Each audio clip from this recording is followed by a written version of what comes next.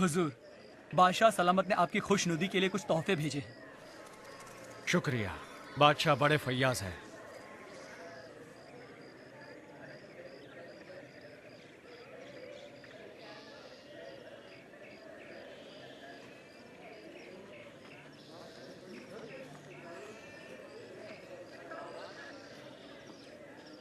Urea,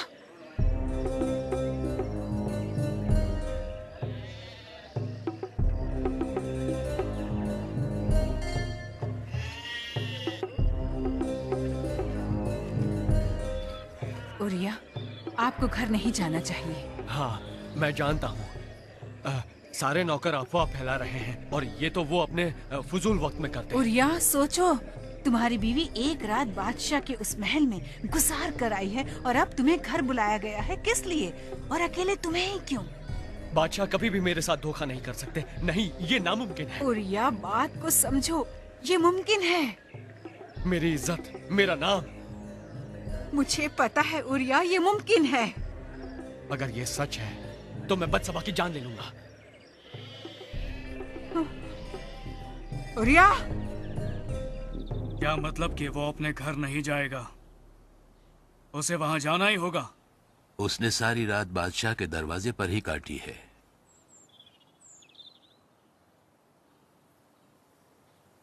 उसे घर जाने को कहो आके तो फल। वो अपने बादशाह की हुक्मतूली कर रहा है। हमने उसे राय नहीं दी थी, बल्कि घर जाने का हुक्म दिया था उसे। आप उससे बात कीजिए और पूछिए क्यों। उसे बस घर जाना चाहिए था। ठीक है, उसे यहां हाजिर करो।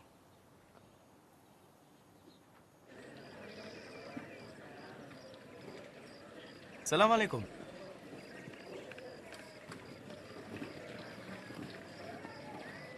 साकी, हमारे लिए मय का इंतजाम करो।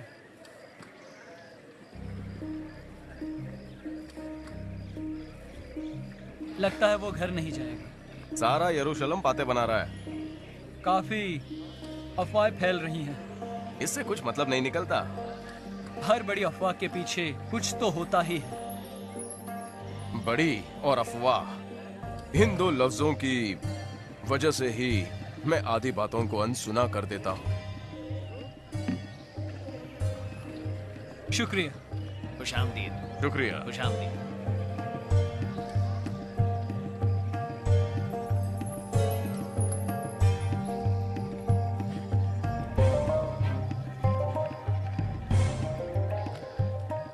उरिया, बादशाह सलामत ने तुम्हें याद किया है।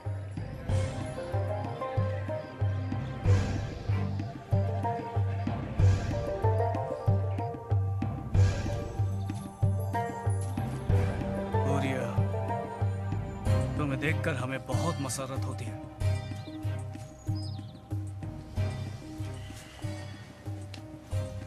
मेरे मालिक ने याद किया और मैं हाजिर हुआ। इसीलिए तो तुम पर भरोसा है। तुम लोग हमें नाउम्मीद नहीं करते, बल्कि सब कुछ निसार कर देते हो। जी मालिक, अपना सब कुछ।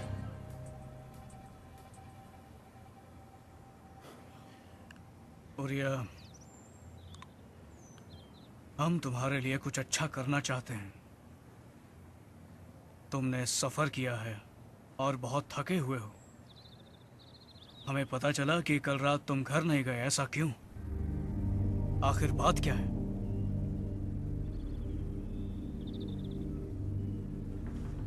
अहद का संदूक बनी याकूब और यहूदा झोपड़ियों में रह रहे हैं और मेरे मालिक योआब और बादशाह की फौजें मैदान में डेरा डाले हुए हैं। तो क्या मैं अपने घर जाऊं और खाऊं पीऊं और अपनी बीवी के साथ सोऊं, जबकि ऐसी ऐसी कुर्बानियां दी जा रही हैं? तो आपकी हयाती और आपकी जान की कसम, मुझसे यह नहीं होगा। तुम्हारी वफादारी को समझ गए। आज यहीं रहो, कल हम खुद तुम्हें जंग के लिए रवाना कर देंगे। शुक्रिया मेरे मालिक। उरिया, मैं चाहता हूं तुम अपने घर जाओ।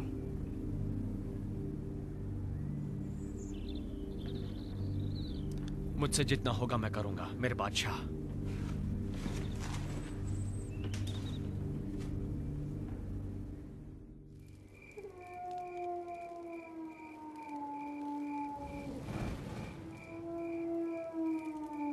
चलो उठो उठो।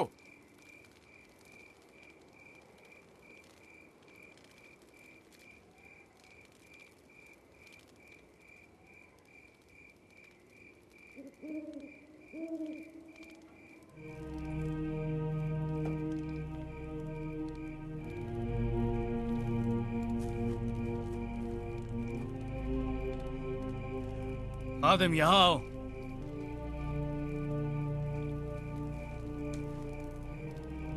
जी मालिक। जाओ उरिया को जगाओ। हम उसे अपनी मेहमान नवाजी का लुत्फ उठाए बिना नहीं जाने देंगे। जी मालिक।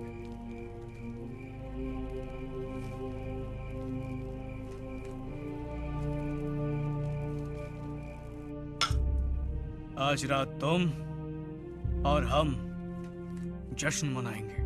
जश्न मनाएंगे? हाँ, आज हम जश्न मनाएंगे हमारी खुशकिस्मती, अच्छी सेहत और जंग का।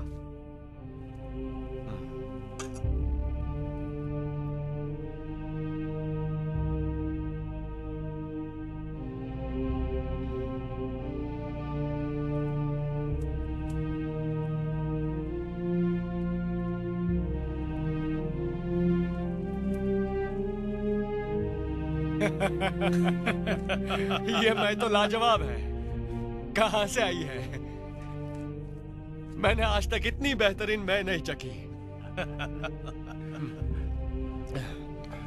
कितनी लजीज है, कितनी साफो शफाफ है, सिर्फ बादशाह के दस्तरखान पर।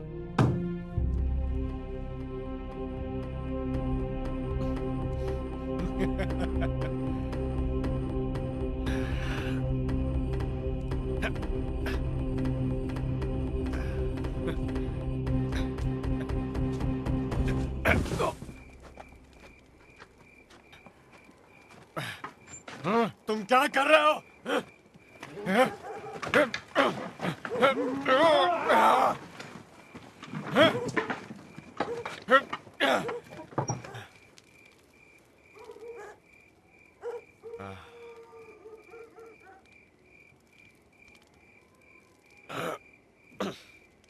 मैं आपके साथ हूँ। रोइए मत, मत रोइए। थोड़ा सा सो लीजिए, आराम कर लीजिए।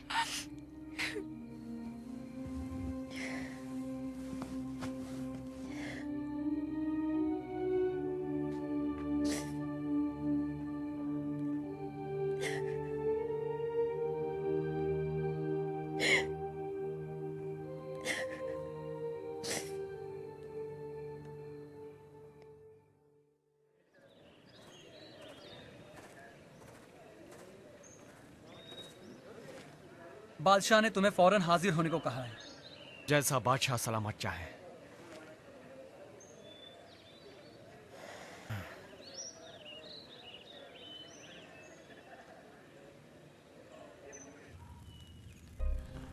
उरिया को घमसान में सबसे आगे वाली सफ में रखना और तुम उसके आगे से हट जाना ताकि वो मारा जाए।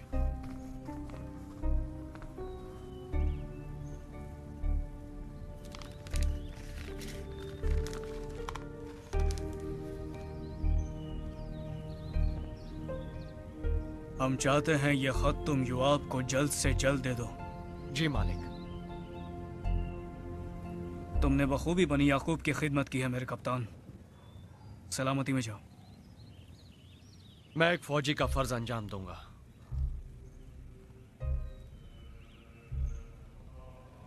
मैंने क्या कर दिया?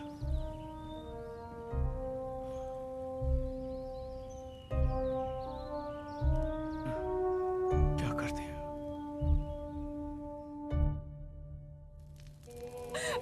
मेरा बेटा,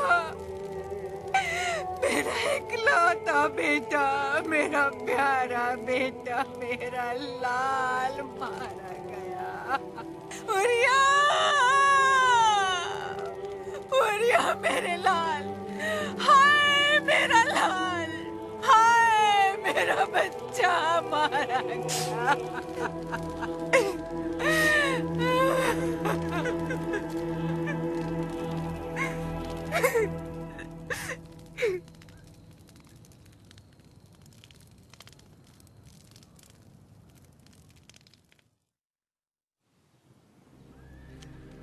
आओ मेरे भरोसेमंद मुशीर, तशरीफ रखो। तुम ठीक तो हो? मैं ठीक हूँ, अपने बादशाह की खिदमत करने लायक। मैं सीधे असली मुद्दे पर आ जाता हूँ। जी। 7 दिनों में तुम्हारी पोती के शोक के दिन खत्म हो जाएंगे। सही फरमाया। हम चाहते हैं कि हम तुम्हारी पोती की शादी करवाएं। तो किससे उसकी शादी करवाएंगे आप? बादशाह से।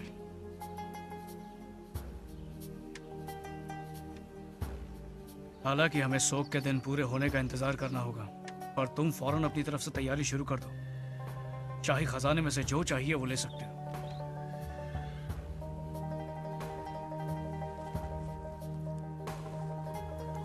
ठहरो, लौंडियों को हार गूंदने का हुक्म दे दो और नान पाजों को मीठे रोट बनाकर सारे शहर में बांटने को कह दो।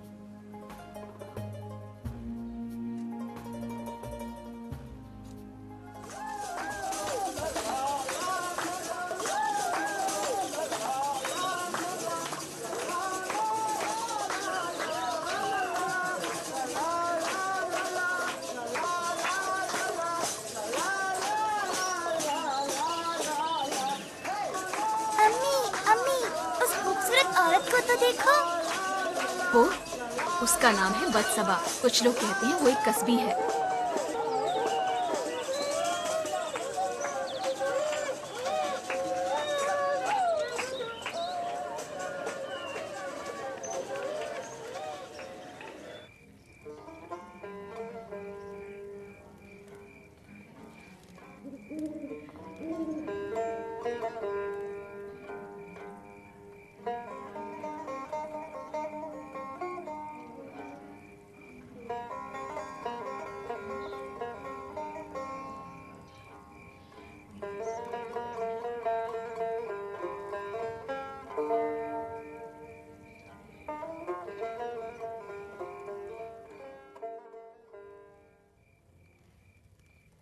आपकी बीवियां और हरम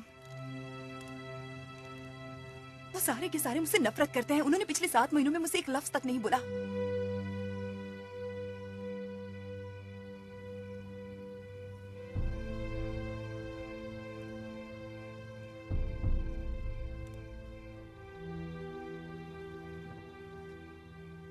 तुम यही हमारे बारादरे में रहोगे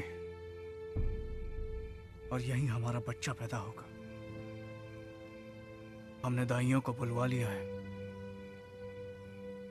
मेरे दादा जान भी अब मुझसे बात नहीं करते। जानते हैं, वो एक गैरतमंद इंसान है। इन बातों से उनकी गैरत को ठेस पहुंची है।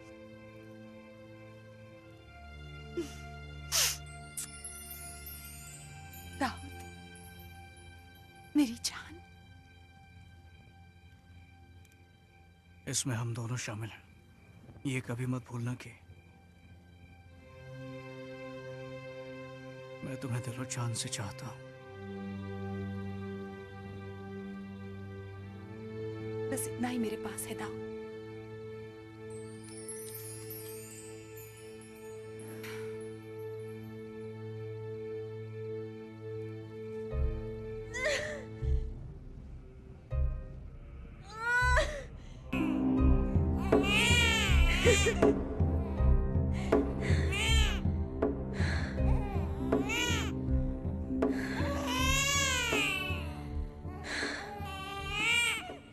आओ मेरे दोस्त, जो भी दिल में है कह दो।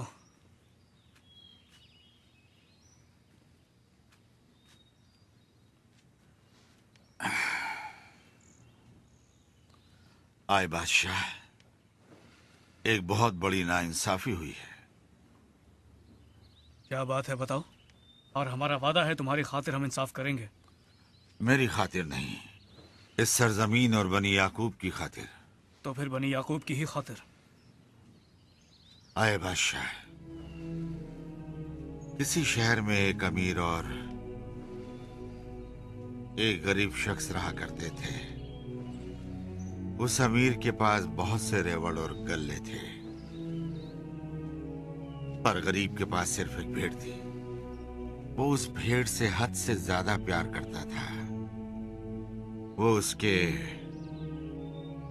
बाल बच्चों के साथ खाती पीती और उन्हीं के साथ सोती। एक दिन उस अमीर के घर एक मेहमान आया और उसने मेहमान के लिए एक दावत रखी और उसने अपने नौकरों से कहा कि उसकी भेड़ों को छोड़ दें और उस गरीब की भेड़ को ले आए। वैसा ही हुआ। गरीब की भेड़ उससे छीन ली गई, ज़बाह कर दी गई और पकाकर मेहमानों को पेश की गई। अब आए बादशाह, आप बताएं उस शख्स के साथ क्या किया जाए ताकि इस मुल्क में दोबारा इंसाफ हो सके।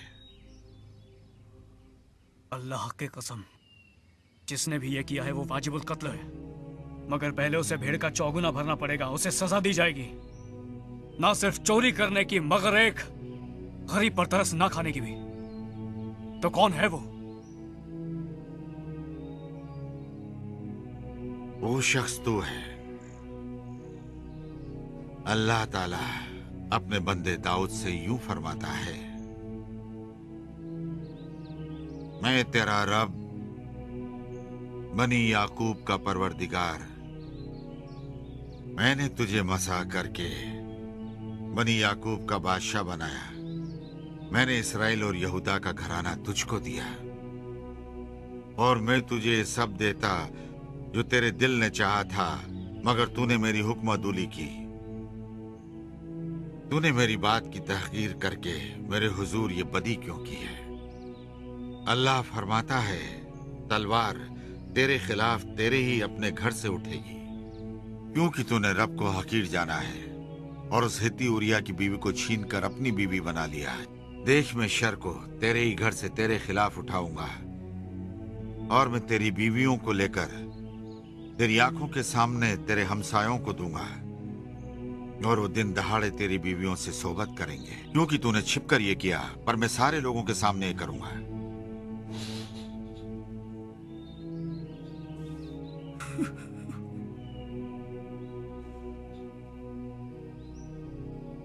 मैंने अल्लाह की नजर में गुनाह किया है।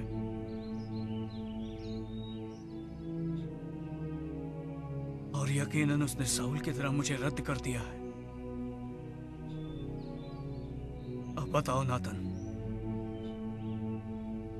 मेरी सजा क्या होगी? मौत?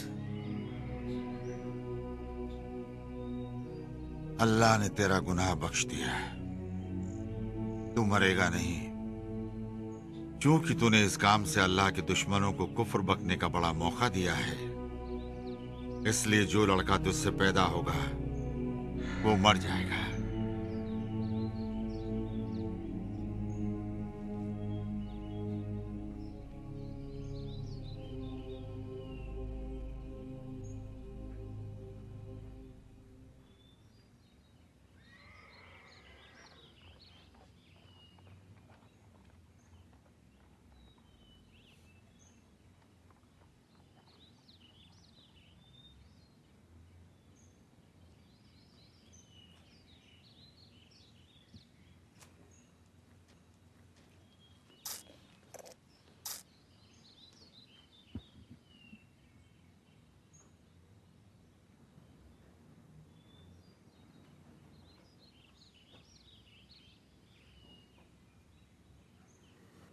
मेरी मोहब्बत, मैं तब तक हार नहीं मानूंगा जब तक अल्लाह ना फरमाए कि कोई उम्मीद नहीं रही। अब मैं इस मासूम की हयात की फरियाद करूंगा।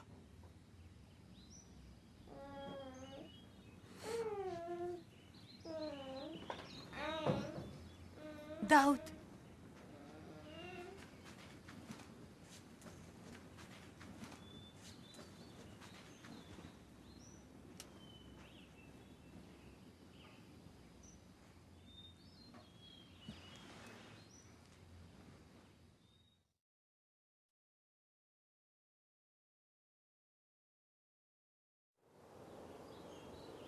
दखल अंदाजी की मुआफी चाहूंगा ए बादशाह।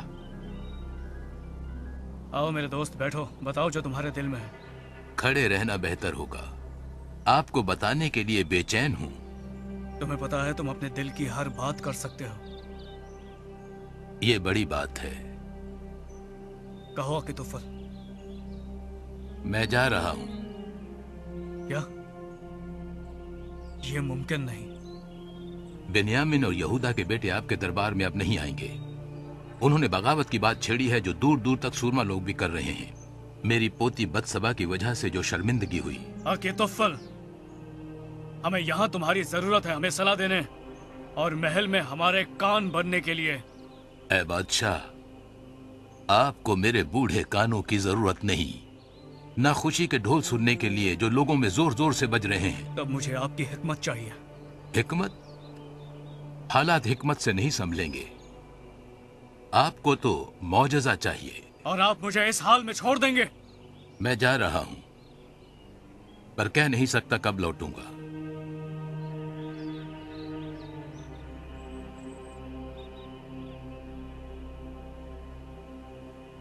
दाऊद के बेटे अबी सलोम ने उससे बगावत कर दी और अकीतुफल उसका मुशीर बन गया। मुल्क ही मुल्क में एक जंग छिड़ गई।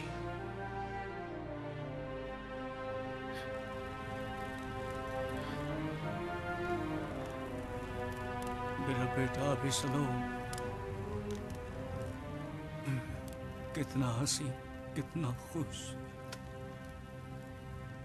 अबी सलोम, अबी सलोम, हाँ।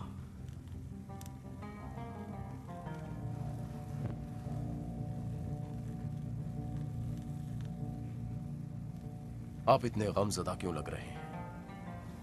हमने एक बहुत बड़ी जंग जीती है। आज सारा यरूशलेम जश्न मना रहा है। मेरा बेटा अबी सलोम अब नहीं रहा। जीत से बढ़कर और कुछ नहीं होता। योआब, लोग इस जीत का सेहरा तुम्हें बांध रहे हैं, मुझे नहीं। जीत या हार का सेहरा सिर्फ बादशाह को बांधा जाता है। आप ऐसा क्यों सोच रहे हैं बादशाह? इस वक्त जरूरी है कि आप सड़कों पर निकलें, पुराने दिनों की तरह नाचते हुए। वो बीता जमाना, हाँ, वो पुराने दिन जब मैं सड़कों पर नाचा करता था। मेरा लाडला अबी सलोम, अबी सलोम। ऐ बादशाह, आप उन तमाम सुरमाओं को शर्मिंदा कर रहे हैं जो आपके लिए बहादुरी से लड़े हैं। आप उस अबी सलोम का मातम मना रहे हैं जिसने आपसे बगावत की थी, पर अपने शहीद हुए दोस्तों के लिए नहीं जिन्होंने मरते मरते आपसे मोहब्बत और वफादारी की थी। अब बाहर चलकर अवाम को दिखाइए कि आप उनकी कुर्बानियों की कदर करते हैं।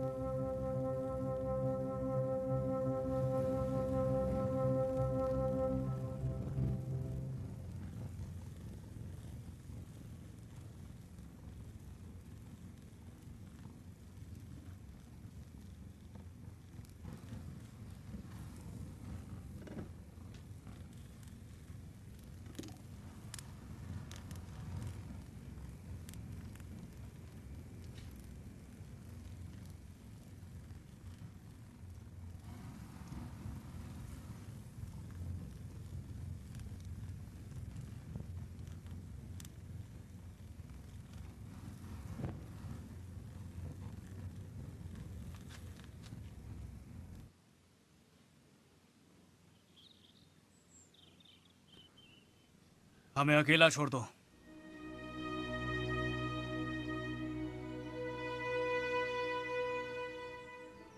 ए बादशाह, ऐसे मौकों पर ऐसा होता है, पर हमें तन्हा नहीं रहना चाहिए। मुझसे बात कीजिए। ये आसान नहीं। पता है, कुछ तो कहिए।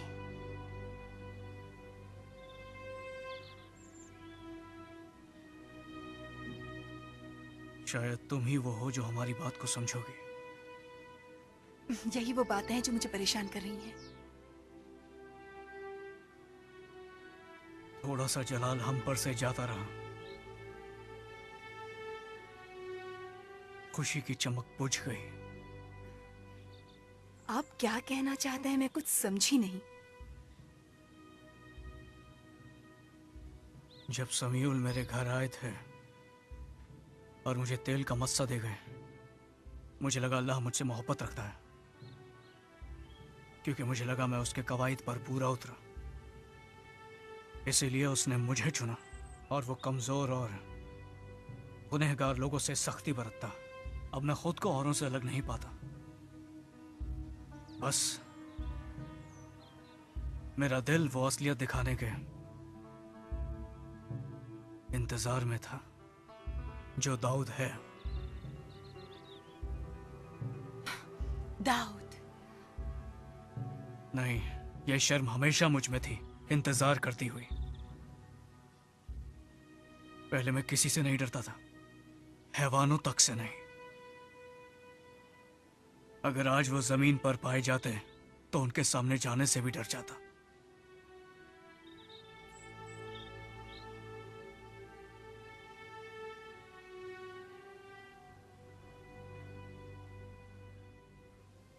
मैं डरता हूं कहीं साहुल की तरह अपने खेमे में ना बैठा रह जाऊं।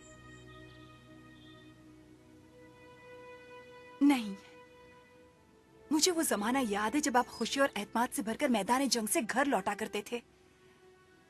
तब आप में खौफ नहीं होता था। अब जिंदगी में पहली बार मैं खौफजदा हूं, डरा हुआ हूं।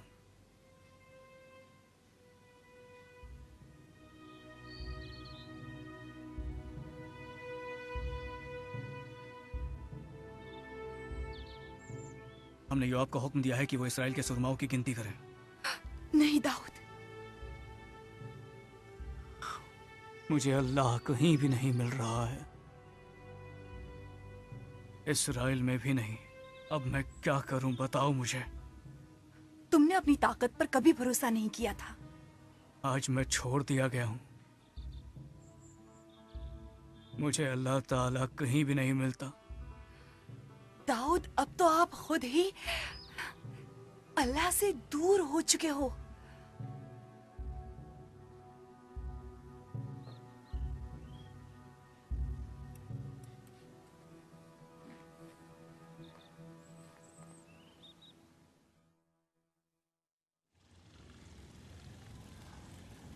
या इलाही, या इलाही, रात और दिन मैं तेरे लिए रोता हूं पर तू मेरी नहीं सुनता। मुझे अपनी जवानी के दिन याद है जो गुजर चुके। तू ही मेरा चौपान था और मैं तेरी एक भेड़ था। अब मैं काली अंधेरी गारों में भटकता जा रहा हूं या किसी सया खाई में गिरता जा रहा हूं।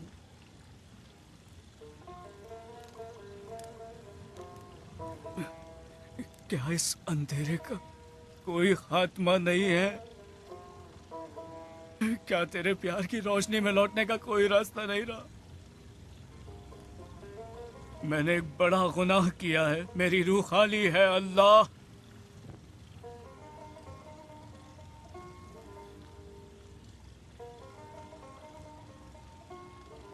क्या तेरी मोहब्बत की रोशनी में लौटने का अब कोई रास्ता नहीं बचा मेरे रब?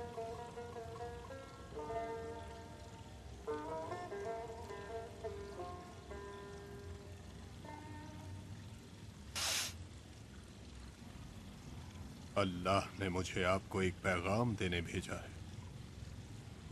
फरमाइए। मैं वो सब सुनूंगा जो अल्लाह ताला की तरफ से होगा। अल्लाह ताला फरमाता है, मैं तेरे सामने 3 बलाएं पेश करता हूं और तू उनमें से एक को चुन ले ताकि मैं उनमें से एक तुझ पर नाजिल कर सकूं। या तेरे मुल्क में 7 बरस कहत रहे या तू 3 महीने तक अपने दुश्मनों से भागता फिरे। वो तुझे रगे दें या तेरी ममलुकत में 3 दिन तक मरी हो, सोच ले और गौर कर।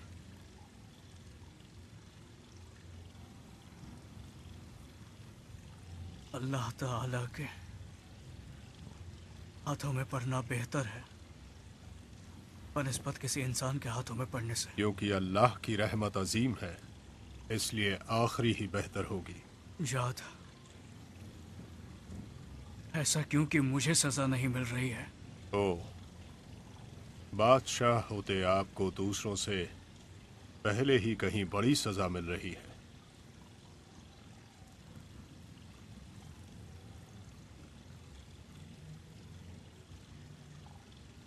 मैंने बनी याकूब के सूरमाओं को गिना। मैंने अपना भरोसा अल्लाह पर नहीं रखा, अपनी जान के खतरे से। जिस्मानी मौत से कभी डरना नहीं चाहिए, और रूहानी मौत के होते इंसान के दिल में खौफ होना चाहिए।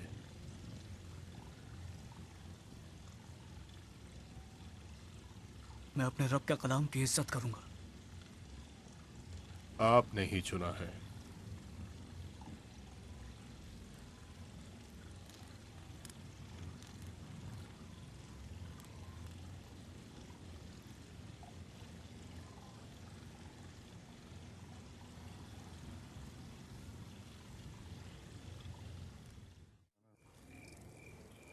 नहीं, लेकिन लेकिन उसका फैसला तो लेना ही होगा। आप बिल्कुल सही फरमा रहे हैं, लेकिन इस और कोई चारा भी तो नहीं है। चलिए सब कुछ सोच समझ कर हमें बादशाह के पास ले चलो। जी जरूर, उन्हें आपका ही इंतजार है।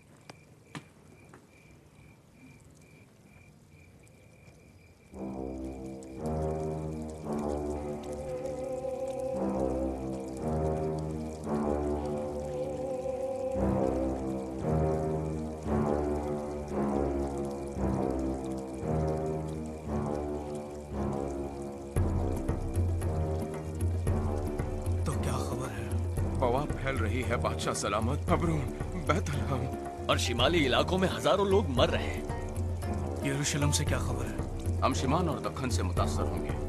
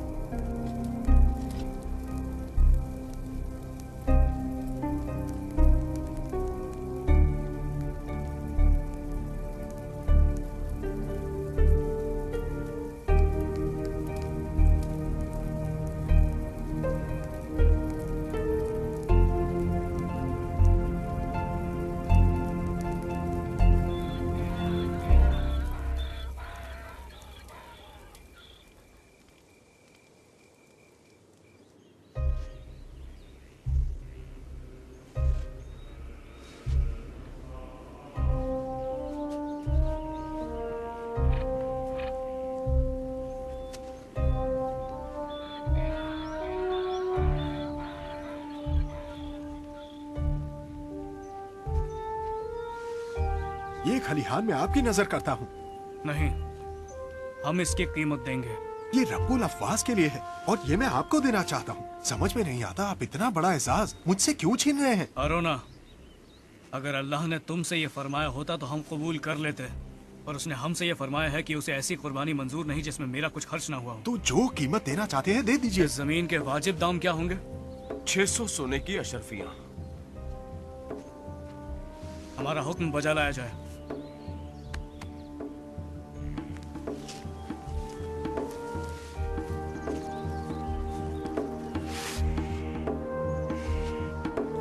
आग तो जल रही है। हमने बहुत जानवर मारे हैं।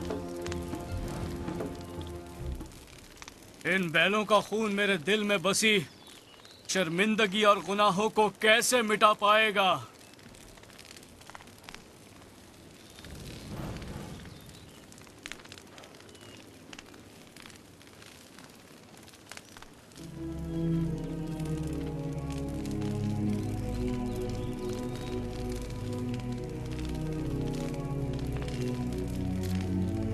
अपने जूफे से मुझे साफ कर तो मैं पाक हो जाऊं मेरे रब।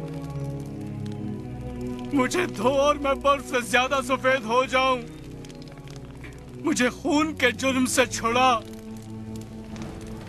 अल्लाह मेरे अंदर पाक दिल पैदा कर। मेरे बातीन में असरे